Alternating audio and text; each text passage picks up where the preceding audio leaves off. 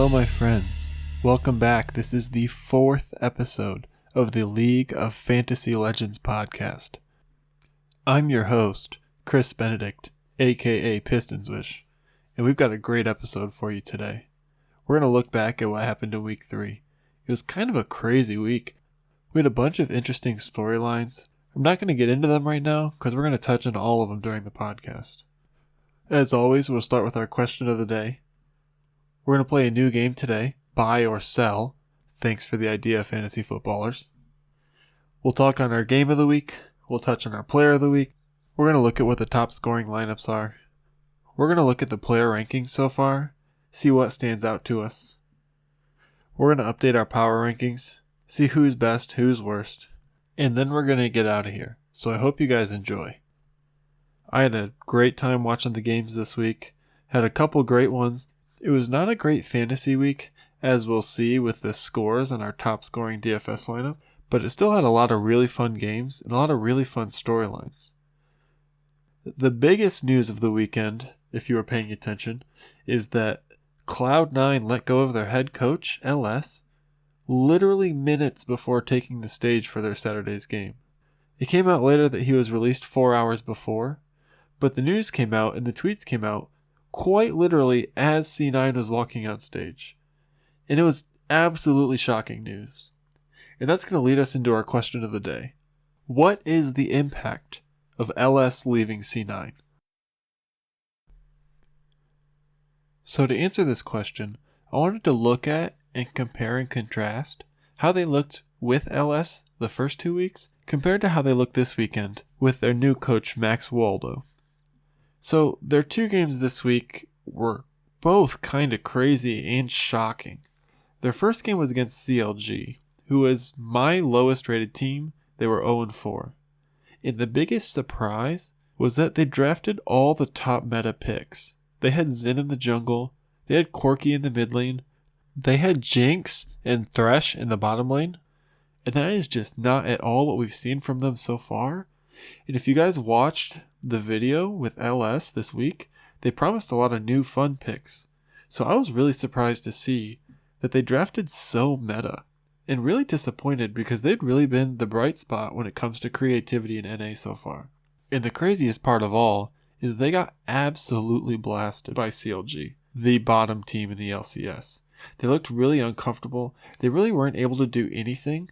Palafox got that huge triple kill early on the Rise, and then he was just massive. He had a great game. And so the initial thought is that, and if you were on social media you saw this, no LS, no win. Look at their second game this weekend against TSM, and if you looked at their draft, you would never know that LS was gone. They kind of went back into fun, really theoretical drafts, and they drafted a super heavy dive comp this time. And when you compare the dive comp to what TSM was running, which was of course the roaming enchanter top, funnel the Jinx, get him way ahead, it was actually the perfect draft. And yet, they got blasted early game again, for the second week in a row, against a terrible team again. Jinx got the early kills this time, and he was huge. It looked like the game was going to be a stop. I think it might have been 8-0, but because they were running the enchanter top, they didn't even have a huge gold lead. And, like I just talked about, the comps favored C9 so heavily. Because if your team is revolving around a fed Jinx, and you kill the Jinx, then there's no more damage and there's no more gold lead. And when your comp looks like C9's, with Summit on Camille, who again had no lane opponent, so was huge, you've got Blabber on the Nocturne, the ultimate diving champion. You've got Orianna in the mid lane, who you can put on the Nocturne to get the damage onto Jinx. You've got Karthus bot, who just presses R. And then on support, you've got Senna, who can just throw their ultimate on top of everything. And so I really think it's impossible for Jinx to survive in that situation, regardless of how fed she is.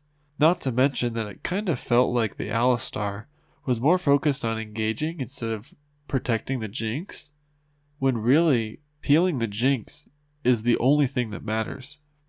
So what we saw is TSM got a huge lead, was not able to fight, Jinx got killed in the dragon fight, and then C9 just won the game. Maybe the most interesting thing of this weekend, from C9's perspective, was the interviews that we heard from after the game. The first part, after the TSM game when they interviewed Blabber, and again in the interview of Fudge that Travis Gafford posted, they both said that they practiced the comp that they played in the first game 0 times. So they had no familiarity with it, and so it's no wonder that they looked so uncomfortable. In the second game, they drafted what they practiced, so you gotta think that that was a comp that LS came up with. It was more of his style of play, and it really fits in more with what we saw the first 2 weeks. And then when you saw the interview with their new coach Max Waldo, he was saying they were always supposed to play both meta and off meta so that they'd be unpredictable. But obviously they didn't practice that way, so I'm not sure if I believe him as much as that he was just trying to cover his butt after seeing such a poor performance on his draft. And so what did we learn? Obviously we're going to learn a lot more in the next 2 weeks, next 3 weeks, as we see them with a full week of practice. Since the news came so close to their game time, we didn't get to see what it would look like with a full week of their new coach's game plan. So obviously there's a lot still to learn, but here are some thoughts I have. Number 1, I think their picks and bans might become more predictable, like we saw in the first draft. I don't think they'll be coming with as many of the crazy picks. And with that, I think they may be slightly less fun to watch and to try to guess for. I'm hopeful that they may be more proactive in the early game and try to get games with more kills. If you've listened to the first couple episodes, you know that as much as I love C9 as a team and their prospects for doing well this spring split, I don't love their fantasy players because they're really not having those high kill games. They've played so controlled that they're not having the games that score you a lot of points. So far, they really haven't been very fantasy relevant, but I am hopeful that with the change, they may become that way. All in all, I think it'll be really interesting to see, and I can't wait to see if C9 is able to bounce back after a rough week with their new coach. For our next segment, we're going to play a new game called Buy or Sell. Our first product, Flyquest. Do you buy them being a top 3 team? For me, I'm going to buy this, and I think that might be a shock, as I don't think a lot of analysts are really buying into Flyquest. But here's the thing. I think they've already proven with a close match against Team Liquid and a win against 100 Thieves that they belong at the top. They've shown that their team fighting and their coordination as you get into the mid and late game is really matched by no one other than Team Liquid. I don't see the other teams being able to catch up to that quickly, especially when you look at the teams that are going to challenge them for the top 3 spots. Obviously, you have 100 Thieves, who I still think is a little better than Flyquest. But obviously, Flyquest got the win, so how can you argue? Evil Geniuses, who's the other top 3 preseason predicted team, is kind of in a freefall. We look at C9 after a rough week and a new coach. I'm not sure that either of those teams will be able to recover enough to catch Flyquest. I know if you watch the post game, Jat doesn't agree with me, which makes me sad because I really like Jat, but I think he's wrong here. They put the over-under for them at 12-6, and I'm definitely taking the over. I think they end up with that, maybe 13-5. I think they're a really strong team who's really fun to watch. Our second product, are you buying the collapse of C9? For me, I am not buying it. I'm going to sell. I think C9 is going to be okay. I think the collection of talent they have is really, really top-notch. I think Blabber is obviously one of the best, as he's won a couple MVPs already. We've seen Summit in his most recent game show off just how mechanically gifted he is. That Camille game was insane, and I really hope they keep putting him in those types of champions. And we've all seen what Berserker's done in the first 2 weeks, and so I think C9 will be okay. I do think we'll have another week or 2 of growing pains as they try to rally around this new strategy with their new coach, but I think they're going to be fine. Our third product is TSM. Do you buy their resurgence to the middle of the pack in the league? For me, I do not buy. I'm going to sell this as well. I don't think TSM's having a resurgence. When you look at their 2 games, the first one, yeah, it was fun, but it was kind of a miracle comeback. In their second game against C9, we already talked about it. Kind of crazy for them to throw it, but it's kind of crazy how they got the lead in the first place with the roaming top, the early kills. onto Jinx, and so I'm not sure how replicable that is. I don't think TSM is a great team. I think they're still having a lot of growing pains, and I still see them in the bottom third of the league. And our last product is Evil Geniuses. Do you buy them being a bottom 5 team at the end of the split? This is the one I had the hardest time with. I'm going to sell it because I think they'll get to number 5, but I really struggled because they've been playing really poorly. Their solo laners, Impact in the top lane and JoJo in the mid, really struggled in that loss against Immortals, who I don't think is a good team. There were a couple instances where JoJo just seemed to walk up and get hooked by the Nautilus, really kind of inexplicably. And then the Gragas plays just were not there this week. We saw Bwipo use that champion so effectively last week, and then this one just left a lot to be desired. And so I think they'll come around. We know that Impact is good. JoJo was so hyped and had such a good lock-in tournament, but they've been really struggling. So until those players are able to turn around, I think they're going to struggle. I do think they're going to get some wins against the bottom teams. I think they'll finish probably 5th, but I still like Flyquest above them. And so I'm going to reluctantly sell EG being a bottom 5 team. And thank you for playing Buy or Sell. And moving on. Next up, we're going to talk about our game of the week. This one I think was pretty obvious again. This week's game wasn't quite as hype as last week's TSM vs Golden Guardians game, but I still think the choice was obvious. I had 2 honorable mention games, and they were both TSM games. Those games are both really fun to watch, and so if you're a TSM fan or a TSM hater, I'd recommend you go watch those. But the one game that everyone needs to see is the 100 Thieves vs Flyquest game from Sunday. I think both of these teams are good. I've already touched on that. We'll see them both at the top. This game, 100 Thieves got out to a big lead. They got a couple kills bot lane. The game kind of looked over. They had a 5.3 thousand gold lead after they took the second tier top turret. And then out of nowhere, Kumo on Tryndamere found a pick onto Abadaga's Corki that just looked impossible. He spun on him right near the mid lane, flashed on him, was able to get the kill under their tower, and they turned that fight into a 3-for-1 and a Baron. It turned the game all the way around, and Flyquest were able from there to turn it into a really close game. I think Abadage had a couple big mistakes. We saw him get caught on Corki with package by Afromu's Thresh. It was a good play to get a hook from Vision, but Abadage had no business being there and no business not using the package to get out. That pick allowed Flyquest to get in and stop the Baron from 100 Thieves. Well, they didn't actually stop the Baron, but they were able to get 3 kills right after, and so 100 Thieves wasn't able to do anything with the Baron. He had another big mistake in that final fight. It looked like Afromu's Thresh was going to get caught, and then Abadage tried to TP behind and use the package to cut everybody off. I don't think he was quite expecting the damage from Takui's Vigar. Vigar hit him with a Q ult combo as the package was going to knock off his GA, and then just an unreal usage of the Everfrost plus Zanya's to buy time to get some damage off and allow the Jinx from Johnson to clean up the fight. It's a really fun game. You need to go watch it if you didn't see it, and that's why it was our game of the week. Next up, we're going to talk our players of the week. I have 2 that I think were deserving, but unfortunately I'm only going to give it to 1.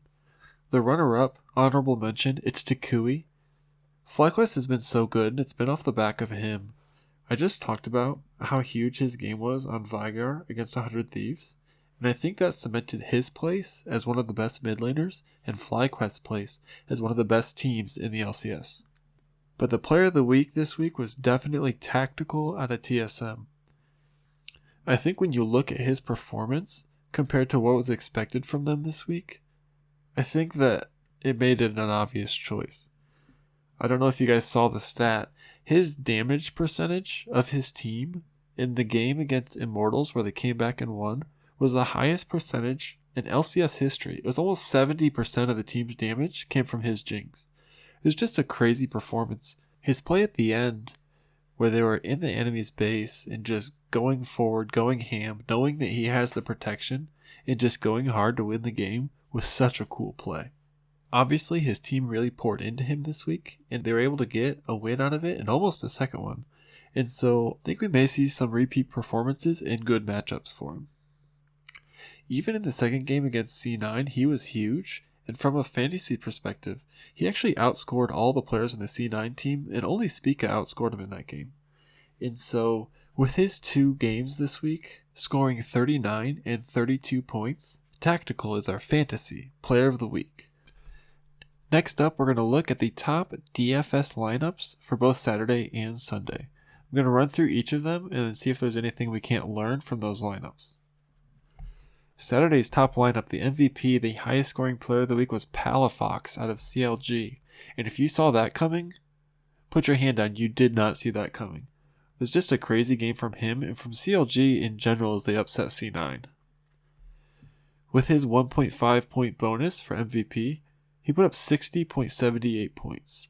For top lane, it was Someday, scoring 30.94 for 100 Thieves. Jungle, it was Jose Deodo with 35.4. Bjergsen for TL was the top mid laner, 33.94. Tactical, as we talked about, was the top scoring AD at 38.86.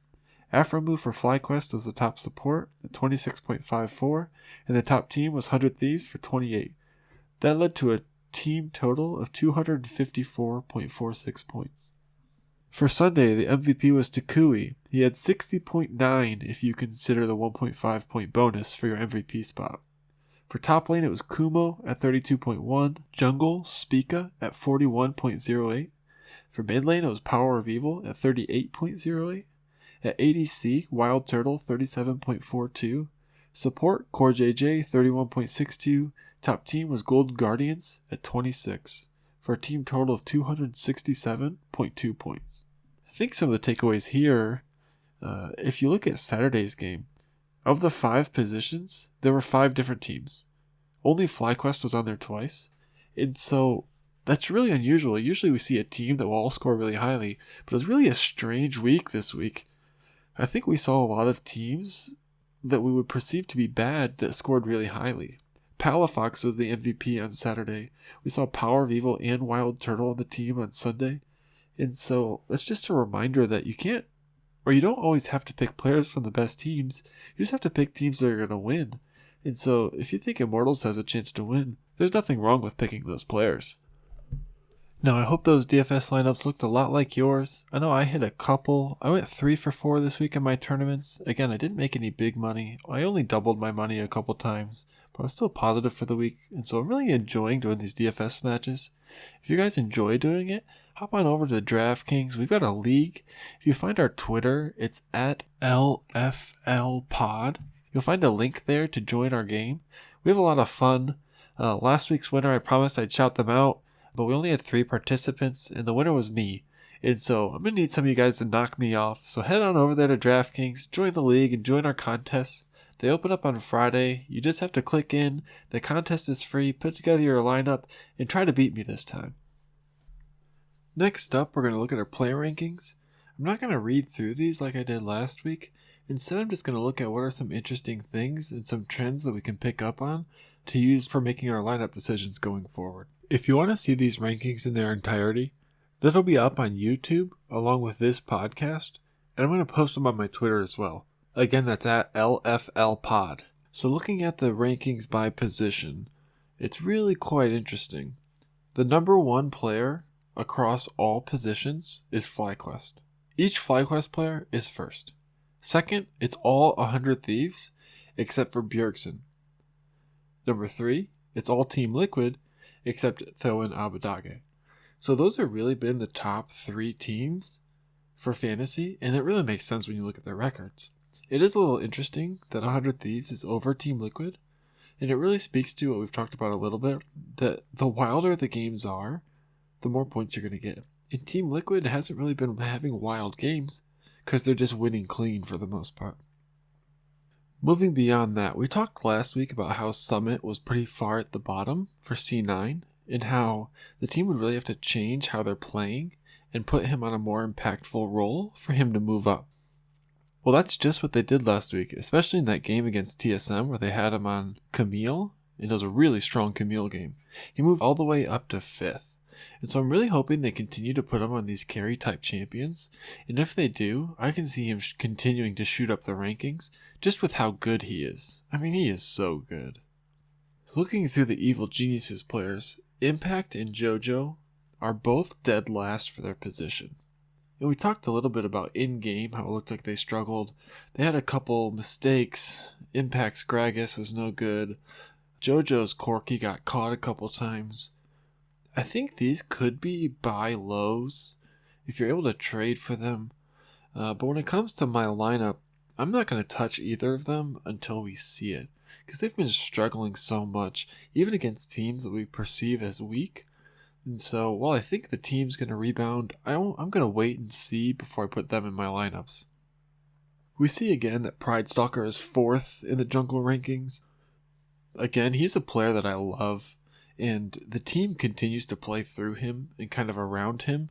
And so in games where Golden Guardians has a chance to win, I think he's a great pick, and I think he's going to be a player that's not picked super heavily. People don't love the Golden Guardians. I think they're better than most people are giving them credit for. And so I think he's definitely a player that you need to have in your lineups with good matchups.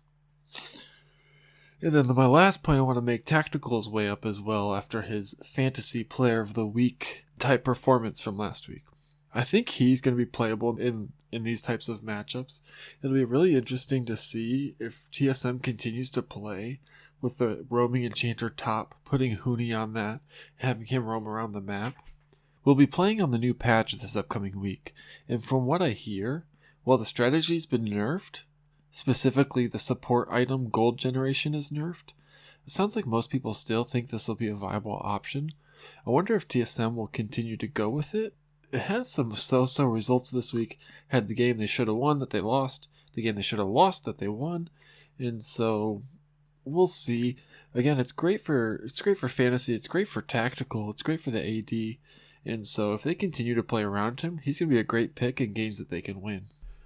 Moving on next to our power rankings. So this is going to be what I'm looking at when I'm making my decisions for this upcoming week's matchups on who I think is going to win. The LCS rankings right now are a very satisfying 2 teams per record. No undefeated teams, no winless teams. And so we're going to go ahead and start at the bottom. My number 10 team right now, and I struggled a little bit with this bottom 2 teams, but I think it's TSM. They had a good showing this week, but I just didn't love what I saw from them. First of all, I think they're marrying themselves to this Enchanter top, which I'm on the record as loving.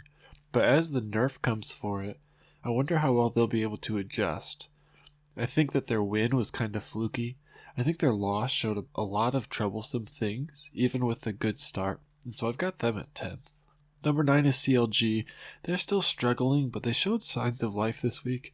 Obviously, they had the huge win against C9. It got a little iffy in the mid-game, but they were able to pull it out.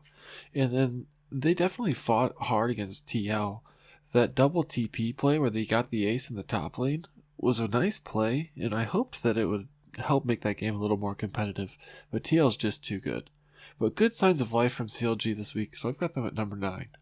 Number 8 is Immortals. I think they're definitely better than what I was giving them credit for. I didn't give them a shot in hell against 100 Thieves, and they really came out and surprised me. Kind of ruined my lock of the week with 100 Thieves bot lane. And so I've got them at number 8. They can be dangerous for some top teams. They really should have beat TSM, could have had a 2-0 week. But so I think they're decent. I got them at 8. Number 7 is Team Dignitas, down a couple spots after a rough week. They went 0-2. And the more I watch this team, the more I'm kind of iffy on them from a fantasy perspective. It seems like when they're ahead, they're content to just slowly play out their lead, not really make anything happen, and just try to bleed the other team out. And when they're behind, it's like they are content to bleed out and let the other team just use their pressure, and they're not really trying to make plays to come back. And so kind of down on this team, not just from a getting wins perspective, but from a fantasy perspective. The 2 worst games this week being this week's game against Golden Guardians and their game last week against Evil Geniuses with the Smite top, the horrid game. Both have come with Dignitas, and so I'm probably avoiding them in my fantasy matchups if I can. And I've got them at number 7. Number 6, I've got Evil Geniuses. This was a tough one for me too, because obviously expectations were so high. They've got a lot of talent, but they are struggling hard right now. And so I expect them to turn it around. I'm not sure that I think they'll finish 6th, but I've got them 6th right now. And again, like I said, kind of avoiding their players right now. Really towards the bottom of the player rankings in almost every spot. And so I think they'll get some wins here pretty soon. Their schedule eases up a little bit, and so I've got them here at 6th. Number 5, I've got Golden Guardians. Like I said, I like them a bit better than most people are giving credit for. Love Pride Stalker. I'm on the record saying that. And so I think they're a good team. I think they're going to beat up on the bottom of the league. I'm not sure they're good enough to get wins off the top. So I've got them right here in the middle at number 5. Number 4 is Flyquest, who's probably my other favorite team. I just love watching them play. I've said it over and again and how good their plays have been for fantasy, and so it's no wonder that they're my favorite. But I really hope we continue to see them succeed. I like their style of play. They're not afraid to go make a play, to get back in the game if they're behind, or to really, cinch off the game if they're ahead. And so I really like Flyquest. I really wanted to put them at 3, but I've got them here at 4. At number 3, I've got C9. This is a tough one for me after a tough week. I'm willing to write it off as, with all the drama that happened. I can't imagine what it'd be like to go on stage knowing that everyone's talking about your coach, just with that whole situation. And so I think they'll bounce back strong. Really debated putting Flyquest here, but in the end, I think Cloud9 is better. I think they'll finish better. I think they'll be better this week. And so I've got Cloud9 at number 3. Number 2 is 100 Thieves, another team that I'm on the record as really liking, especially their bottom lane. I've said it again, but just love their bottom lane. I think they're really good. That game against Flyquest was weird. That solo kill mid really changed the game, and then just a couple just flat mistakes. I heard, I don't remember even who it was, but in a post-game interview talking about how they just haven't been playing their team fights well. They just haven't been patient enough. When you've got the Corki, you're going against the Vigar, you got to poke, you can't just go right for it. And so I think they're going to learn from that. I think they're a good enough organization, good enough players to learn from those mistakes. And so I think they'll fix those things up. Their early games have been really good. And so I've got 100 Thieves at number 2. And then number 1, there's not much to say. It's Team Liquid. Ever since the first game, they've really been head and shoulders above everyone else. You can argue that Bwipo's the best top laner. You can argue that Bjergsen's the best mid laner. You can argue that Hansama's the best AD. And you really can't argue Core JJ is the best support. And Santorin is no slouch in the jungle either. So you could say they have the best player at every position. There's really no argument to be made here, except for that maybe they're so good that they're only the second or third best fantasy team. Instead of the best. Love this team for your season-long sleeper leagues. Obviously, they're going to be really consistent, so they're going to be great there. For your DFS matchups, it remains to be seen. Really consistent, but maybe not giving those top-tier performances you need to get the big wins in your tournaments. And so, no argument from anyone here. Team Liquid at number 1. And that's all we've got for our show today, guys. So thank you so much for tuning in. Again, I really, really appreciate it. I'm having a lot of fun going through these games, talking fantasy with you guys. And so I hope you're enjoying it too. If you are, on whatever podcast app you're listening to, hit the subscribe button, give us a rating, maybe drop a comment. That really helps us out. Follow me on Twitter. It's at LFLpod. That's LFLPOD. I post there a lot. My reactions to the games, my favorite fantasy picks, info on picks and bans, and so a lot of good stuff there. All the podcasts are going to be on YouTube too, and so you can find me there too. And last but not least, join our DraftKings game. Try to beat me this week. It's going to be a lot of fun. You can find that link either in the description here or on our Twitter. And so thanks again for everyone tuning in. This is Pistons Wish signing off. Peace out.